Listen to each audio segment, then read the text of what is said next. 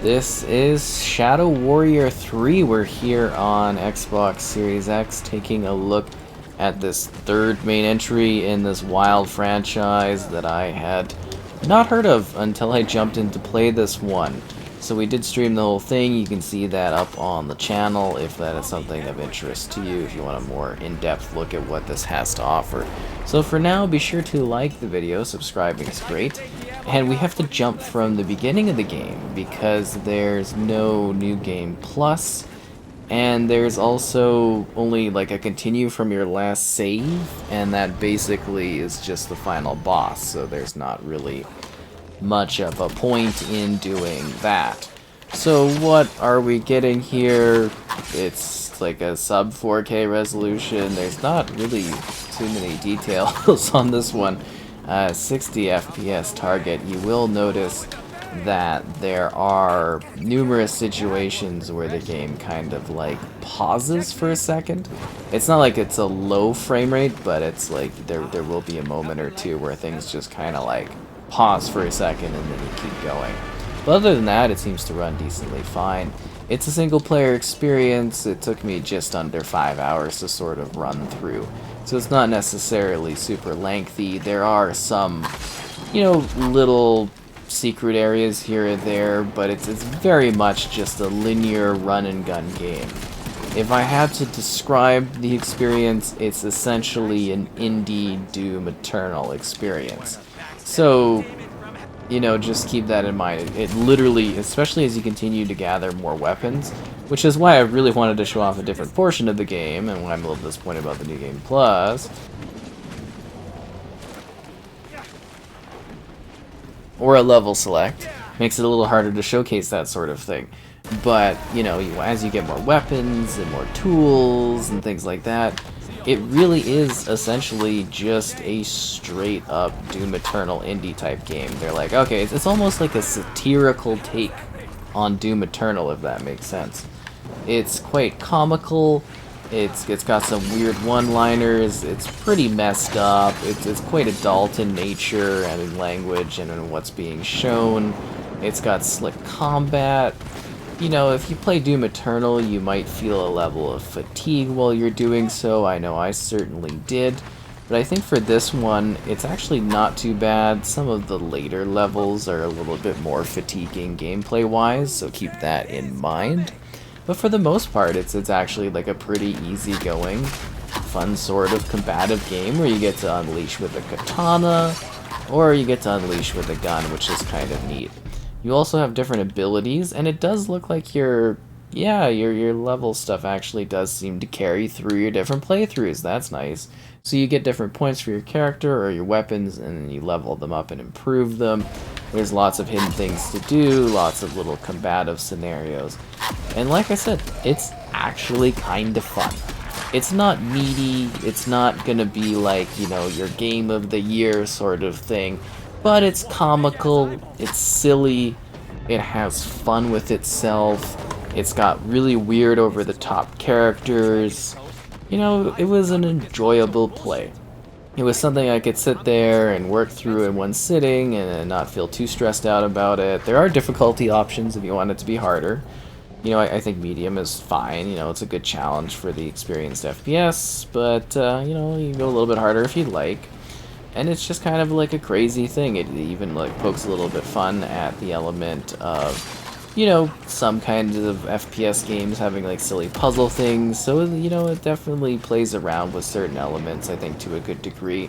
There are a wide range of different enemies for you to fight, and a lot of different scenarios for you to have as you absolutely just decimate the enemies around you. I think that aspect of it is actually quite fun, just like, the movement system. I'm trying to kill people on the spikes in case you didn't notice, but, it kind of has like fun with things. It's just wild, it's crazy, it's silly.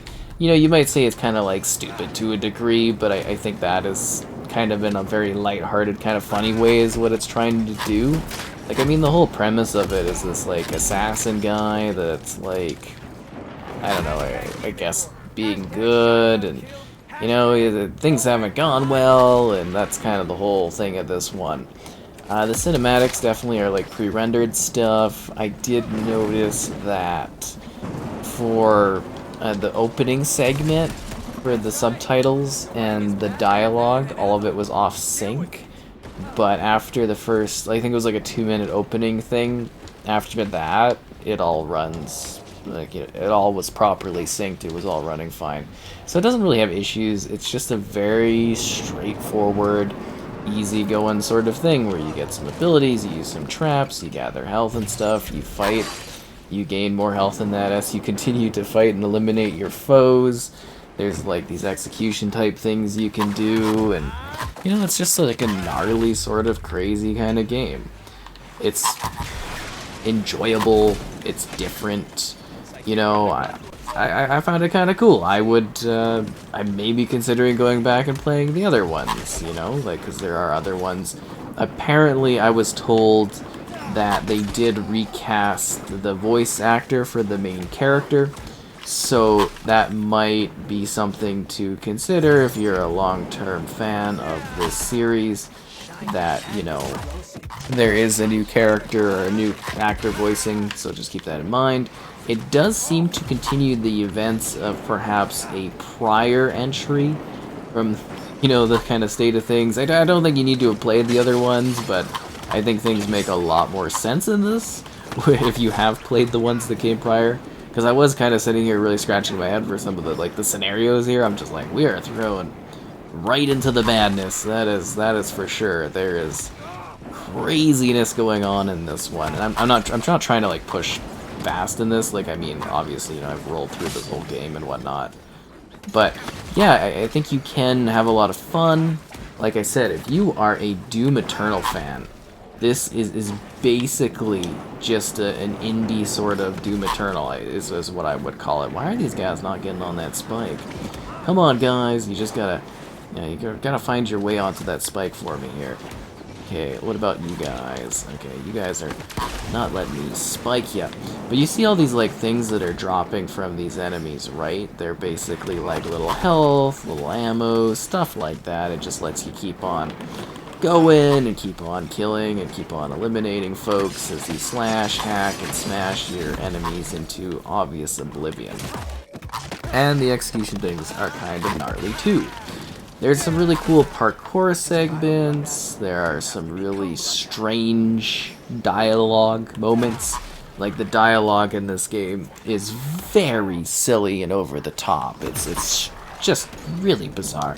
There were many times I was scratching my head, I'm like, this is just weird. I did find it actually quite humorous, though. I did get a good laugh out of a number of the segments that were going on. Like, it's just utterly ridiculous at times. There's like this fusing of, I guess you would say, magic and also fantasy, but also realism. What a strange experience. It really, really is. Like I said, I had no idea what this was ahead of time. I was like suggested it by someone asking if I was going to cover it, and I'm like, I'll take a look at it. And you know what? I'm kind of glad I did. It's just like really, really weird. They basically, to me, it feels like the developers played Doom Eternal and they're like, wow, that's a lot of fun. Let's do something really silly and kind of throw that in here. And the gore has this sort of like, I don't know how you would describe it. It's like a 90s CGI type gore to it. It's really weird. You know, like visually, the game, it doesn't look bad. Is it anything to like really phone home about? No, probably not. But you know the areas you're going through. It's kind of like a high fantasy mixed with like a, I want to say, a very old school type of like platforming setup as you go through like log type worlds in some spots.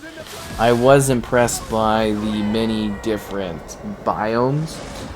Like, there's snow places, you get inside of creatures, there's big fantasy places. It's yeah, it's kind of nuts. These heavy cinematic things. It's a bit wild. Like I said, you can't you're not gonna like, you know, have like unlimited replay value. You're very likely going to play it once, I got a good healthy amount of the achievements, which I was happy about. And, you know, keep in mind I don't include achievements as part of my opinion on games. It's just something I mention occasionally if I want to bring it up, but you can kind of just like run through this, have an easygoing time, shoot some things, blast some stuff, feel the intense action flow. Oh, we don't have the ability to hook yet. I don't know, it's just enjoyable. It's fun, it's weird, it's zany. It's the type of game where you just have the strangest of setups and the strangest of choices in how you want to, you know, eliminate the folks that are around you. You just absolutely blast them to bits with a wide range of different guns. There's the odd, you know, boss type scenario that's present. As you upgrade your tools, you become even more deadly, which is nice if you want to take out enemies a little bit more effectively. There's things such as explosive barrels. Your little hook thing is a lot of fun too. We don't have that available at the current point in time, but you can like swing around the environment, which is nice. We're sort of unleashing the chi a lot here as we push them, you know, into the spikes, which is kind of cool. You can like whip out your katana and just start slashing things, which is entertaining. Yeah, I definitely get a kick out of the katana, that's for sure. You can actually open this all up here. Still waiting for it to give me the option to be able to, well, basically start swinging around. Could I, oh, kind of, I got him. Okay, that's good. Find the Zilla. So we can go through there, but there's also like some other stuff. So we're gonna quickly do a little bit of... No, we still don't have the swing, do we? Or is that for the way back?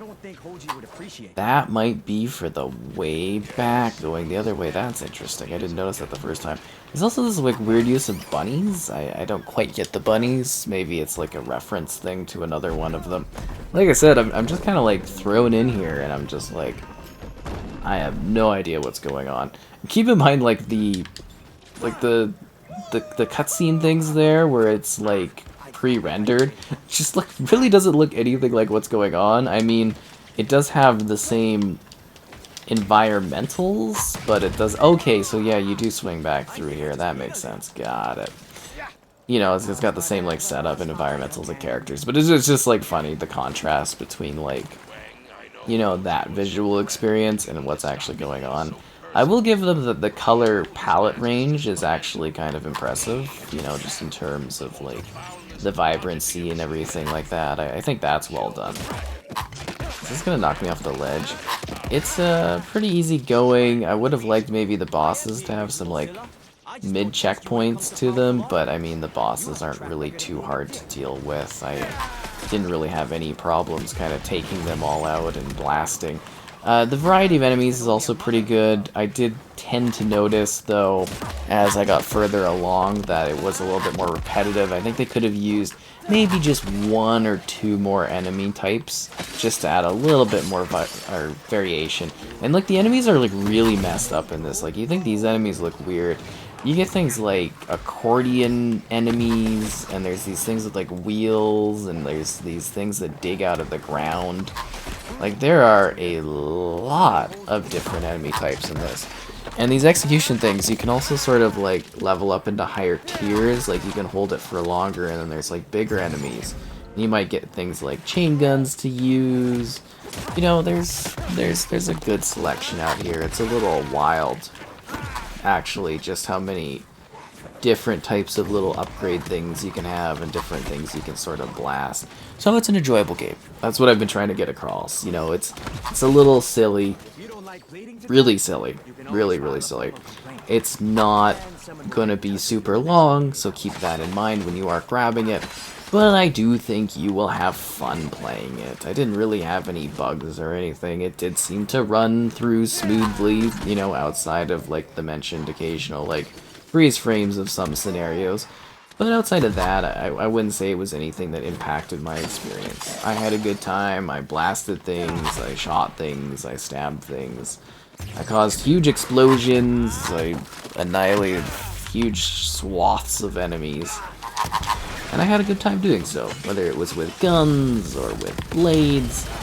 It's just a wild time, and I think you too will also feel that that is kind of the case here. It's just crazy, it's just Like, especially when you really get moving. Like, I haven't even really been moving like I would, you know, playing the game regularly, right? Kind of really taking my time. Oh, I love the comic splits, too.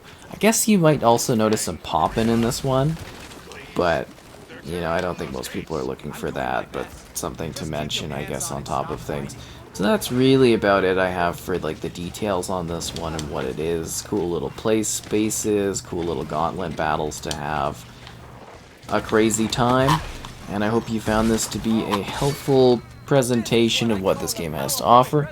Yeah, we're going to continue showing off just some more gameplay of it without commentary, so you can get an idea of, you know, further how it's running and stuff like that, but I hope I've kind of helped give you an idea of what Shadow Warrior 3 is all about. And once again, liking the video is great, subscribing is great as well, and I'll see you out there unleashing the blade and the style of, I don't know, the ninja? Or, well, kind of the assassin, I suppose.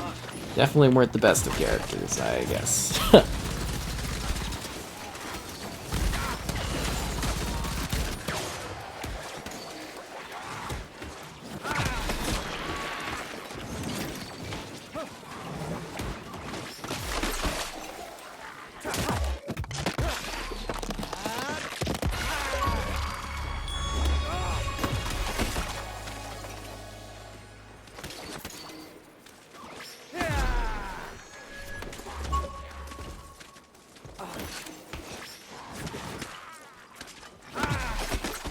Oh man, I really made a mess up here.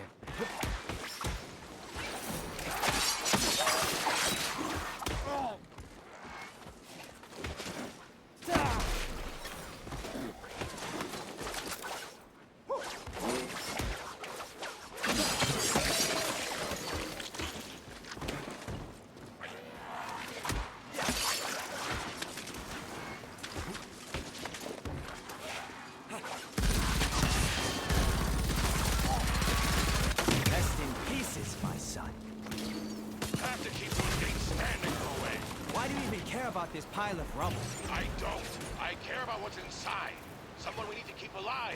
Otoko. Who? The last living sorceress that can unlock the power of the mask. She will become the vessel for the power that can destroy the dragon. So more magic? Oh, that's just great.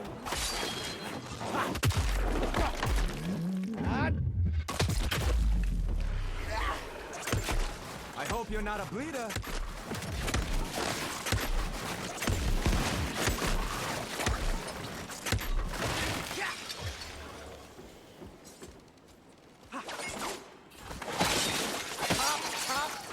Top!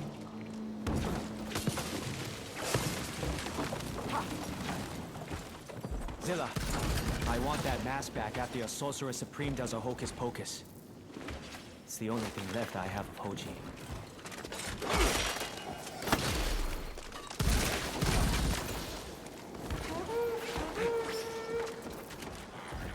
It's raining demons! Hallelujah! It's raining demons! Hey, hey, hey!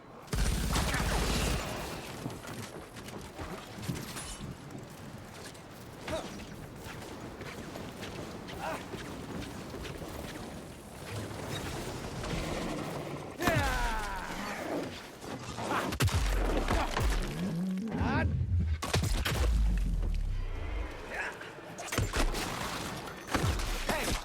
In my defense, your face looked funny even before I put that hole in.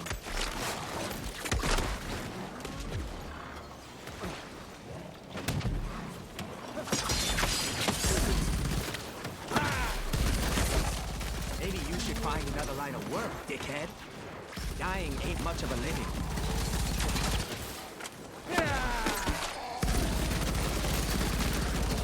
That's that, Boba Fett.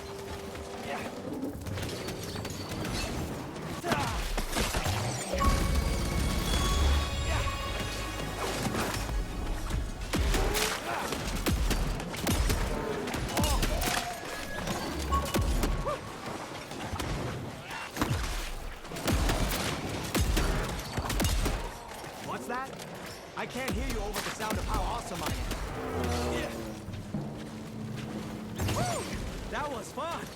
Now where was I? Oh, right. I need to rescue Zilla. Huh. So, let me get this straight. With the help